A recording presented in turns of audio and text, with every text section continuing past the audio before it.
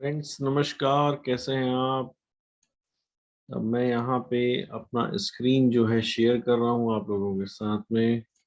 और यहाँ पे आज जो है एक बहुत अच्छा टॉपिक ले रहा हूँ मैं। वो टॉपिक इस टाइप का है कि इसमें जो है हम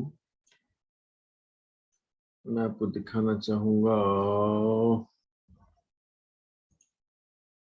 इसको हाइड कैसे करते हैं। हाइड नेम्स एंड इल्यूमिनेटर्स, ये है क्या, hide total meeting controls, show fine. तो फ्रेंड्स यहाँ पे मैं अपना ये दिखाऊंगा कीप। कीप में क्या, ये देखो यहाँ पे, हाँ ये ठीक है कीप। तो ये कीप में क्या है, ये वाला जो है पोर्शन मैंने एक अंदाजा लगा करके यहाँ पे ये एक एक्सपेक्टेड जो है एक फाइनेंशियल प्लानिंग के लिए अभी अभी जो मैं अपना अकाउंट्स कर रहा था, तो उसमें एक फाइनेंशियल प्लानिंग के लिए करके अप्रोक्सीमेट हमारे को एक आइडिया रहना चाहिए करके हमारा मंथली एक्सपेंडिचर क्या है। तो उस हिसाब से मैंने ये जो है निकाले हैं। तो एक यहाँ पे मैं शीट ओपन कर लेता हूँ। शीट ओपन करने के लिए शीट डॉट न्यू। तो यहाँ शीट डॉट न्यू करने के बाद जैसे शीट ओपन होती है तो मैं क्या करता हूँ, यहाँ मेरा कीप है।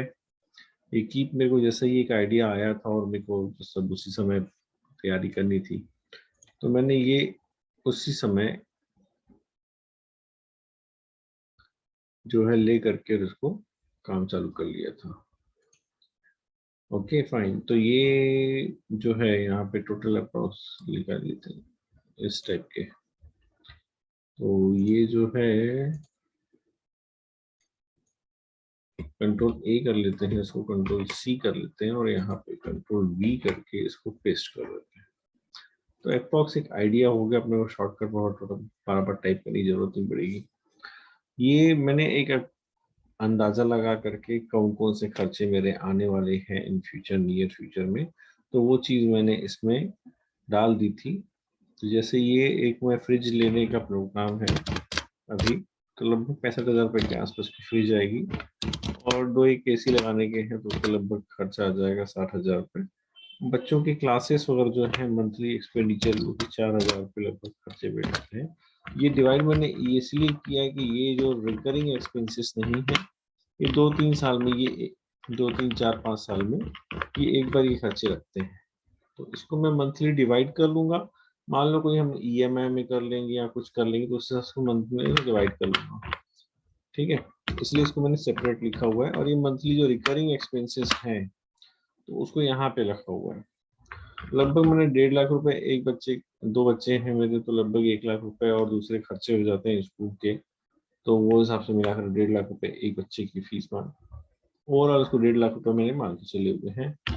तो एक 20 एक 80 भी मानू उसको मैं, तो लगभग 15,000 रुपये ये एक महीने का दोनों बच्चों का फीस का हो जाता है। और पूरी फैमिली है, 6 लोगों की फैमिली है। हर हफ्ते किसी न किसी के लिए एक कपड़ा अगर हम लेते रहते हैं तो मंथली जो है एक 10,000 का हमारा बजट कपड़े का बन जाता है, कपड़े लेते रहने के हिसाब से। तो और इस टाइप का फ्रेंड्स बजट बना के रहना चाहिए, उसके से आपको आइडिया होता है करके एक्चुअली हमारे लगभग खर्चे किस टाइप से हैं, कितने हैं, सो दैट हमारे को उसके लिए उस हिसाब से प्लानिंग करके फाइनेंशियल अकाउंटिंग भी करनी है। और शो ऑफ, क्योंकि आप जितने खर्चे करते हैं एक्चुअली में उस हिसाब से आपका फाइनेंशियल अकाउंटिंग अगर की हुई रहती है तो इन फ्यूचर उस लाइफ स्टाइल के हिसाब से आपका फाइनेंशियल अकाउंटिंग किए हुए रहने के हिसाब से तो आपको जो है आगे कभी इनकम टैक्स वगैरह में दिक्कत आने की चांसेस कम है। बट कई लोग ऐसे होते हैं जो, जिन लोगों के खर्चे 5-6 लाख रुपए, 10 लाख रुपए खर्चे बहुत ज्यादा होते हैं। जैसे मान लो अभी हम लोग अंदाजा लगाएंगे तो मंथली एक्सपेंडिचर जो है लगभग लाख रुपए मेरा ही निकलता है। और वो लोग जो इनकम टैक्स के हिसाब से जो शो करते हैं, इनकम शो करते हैं 2-3 लाख रुपए, 4 लाख रुपए, तो वो बहुत बड़ा गैप हो जाता है, जस्टिफाई नहीं कर पाते हैं उस चीज को। तो इस हिसाब से आप अगर इसको खर्चे शो कर लेते हैं, ये खर्चे शो करके आप उसको फाइनेंशियल अकाउंटिंग उस हिसाब से करते हैं, तो उससे आपको फायदा ये मिलेगा, आपको पे कुछ नहीं करना रहता इनकम टैक्स में, क्योंकि आप अपने खर्चे उतने बरोबर कर देते हैं। आप उतने खर्चे में बरोबर कर देंगे तो आपको पे कुछ नहीं करना रहता उसमें। तो बट आपको सिस्टमेटिक तरीके से हर एक मेंबर के हिसाब से डिवाइड करके आपको उसको शो करना पड़ता है। ये एक छोटा सा वीडियो बना रहा हूँ सो दैट हम इसको अपने सीए से भी डिस्कस कर लेंगे, और इस हिसाब से पहले हम अपनी बेसिक कैलकुलेशन कर लेंगे, उसके बाद फिर आप अपने सीए के साथ बैठ करके उसकी प्लानिंग कर सकते हैं। पहले मैं मोबाइल को साइलेंट कर देता हूँ 2 मिनट। होता क्या है कि बीच में मोबाइल बज जाता है तो डिस्टरबेंस हो जाती है। और उसके बाद फिर आपका कोई रेंट पे आपका कुछ लिया हुआ है और उसका कुछ अगर आपका ईएमआई जा रहा है तो लगभग वो आपका एक ईएमआई, लगभग जो भी आपका ईएमआई है, मैं एक यहाँ पे रैंडमली ले रहा हूँ कुछ, उस हिसाब से अपना कैलकुलेशन करेंगे। तो उसके मेडिसिन के आपका यहाँ पे डबल लिखा गया है, 5,000 के लगभग इसके मेडिसिन के खर्चे हो जाते हैं। ठीक है, मेडिसिन। और उसके बाद लगभग आपके गैस के खर्चे हो जाते हैं, पेट्रोलियम गैस, आपके जो गैस एलपीजी घर के खर्चे जो हैं उसमें लगभग वो खर्चे हो जाते हैं। आपके पास कार है, टू व्हीलर है, लगभग का उसका पेट्रोल का और कितना खर्चा बैठता है, ये सब आपको अपना अपना पर्सनल करना है।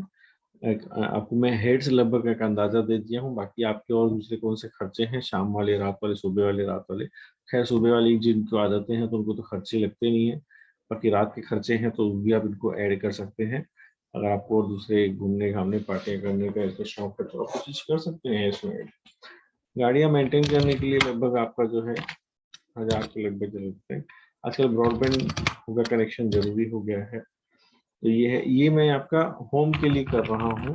और सेम साइमल्टेनियसली अगर आप चाहेंगे तो आप जो है अपने शॉप का भी एक आइडिया निकाल सकते हैं करके, आपके क्या क्या खर्चे बैठते हैं, उसके हेड्स अलग अलग रहेंगे, वो हम हेड्स यहाँ पे लिख लेंगे। यहाँ पे अगर आपका रेंट है या इसका ईएमआई है वो जाता है तो लगभग आपका वो क्या खर्चा बैठता है, और वहाँ का एक इलेक्ट्रिसिटी बिल आ जाता है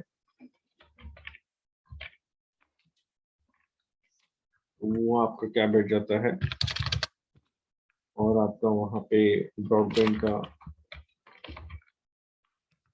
लगभग वो क्या खर्चा बैठता है आपका, और आपका मोबाइल के रिचार्ज का बिल बैठता है, और आपका जो स्टाफ है, स्टाफ सैलरी, वो आपके लगभग क्या बैठ जाती है। इसके अलावा आपके पास में क्लीनिंग के लिए जो हाउस कीपिंग वाले आते हैं, हाउस कीपिंग वाले जो है कितना लेते हैं उस पर डिपेंड करता है, वो आपका एक खर्चा आ जाएगा, हाउस कीपिंग वाले आपका कितना लेते हैं। और सेकंड फिर आपका उसके बाद में आपके खर्चे बैठ जाएंगे, शॉप में आपका खर्चा बैठता है, हाउस कीपिंग में पानी का वाटर बिल, पानी वाला लगभग जो है 900 रुपये, लगभग वो 900 रुपये का लगभग उसका कुछ रहता है फिक्स हिसाब से। तो इस टाइप से आपके खर्चे हैं। मोबाइल के लगभग भी 500 खर्चे हो गए घर के, और इलेक्ट्रिसिटी का आपका लगभग 2,000 रुपये बिल हो गया। नगर निगम का आपका साल भर का जो टैक्स वैक्स ये सब चीज मिलाकर के इस टाइप के हो जाते हैं। और मेडिकल इंश्योरेंस जो है लगभग 2,000 रुपये इसका साल का जाता है, जो फैमिली इंश्योरेंस का मैंने लेके रखा हुआ है। और जैसे शॉप का इंश्योरेंस है वो 500 रुपये लगभग इंश्योरेंस जाता है, इंश्योरेंस का जाता है। अगर आप अभी स्टाफ इंश्योरेंस भी करते हैं, आपके पास अगर नंबर ऑफ स्टाफ ज़्यादा है तो उसका आप उसको भी पकड़ लीजिए, स्टाफ इंश्योरेंस। इन्वेस्टमेंट आप लगभग इन्वेस्टमेंट जो है आपका हर महीने कुछ इन्वेस्टमेंट करते हैं पर्सनल अपना, तो वो एक खर्चा कर लीजिए। टर्म इंश्योरेंस का प्लान का जो दिया जाता है प्लान चल जाएगा। और एक मेरा व्हीकल इंश्योरेंस है, मेरा जो बाइक बाइक है उसका इंश्योरेंस का लगभग 1200 रुपये खर्चा हो जाता है, 2 व्हीलर 4 व्हीलर मिला करके। और ट्रैवल एक्सपेंसेस एक रेंडमली मंथली पकड़ लेते हैं, होता तो वो 6 महीने में और साल में एक बार ट्रैवलिंग होती है।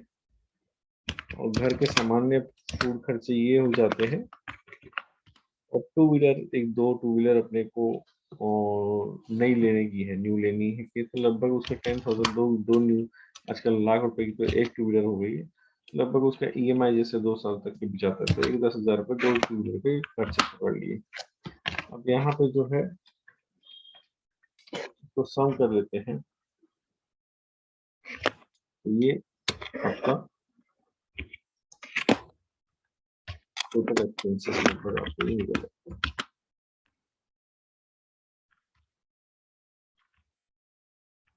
यहाँ पे जो है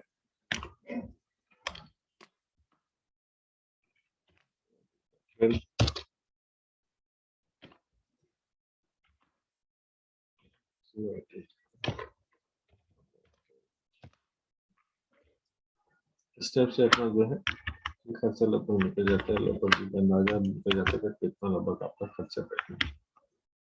वैसे ही आपको यहाँ पे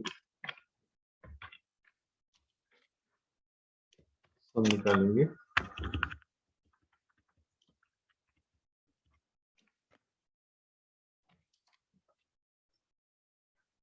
ये आपके लोग खर्चे हो जाते हैं,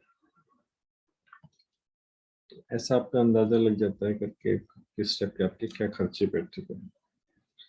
तो ये आप खर्चा कम से कम निकालने का है, उतनी आपका इनकम करने के लिए आपका इन फ्यूचर आप प्लान कर रहे हैं, आपके आज की तारीख के इतने खर्चे कम से कम हैं, तो आपकी इनकम कितनी होनी चाहिए क्या है, आपको एक आइडिया इसमें लग जाएगा।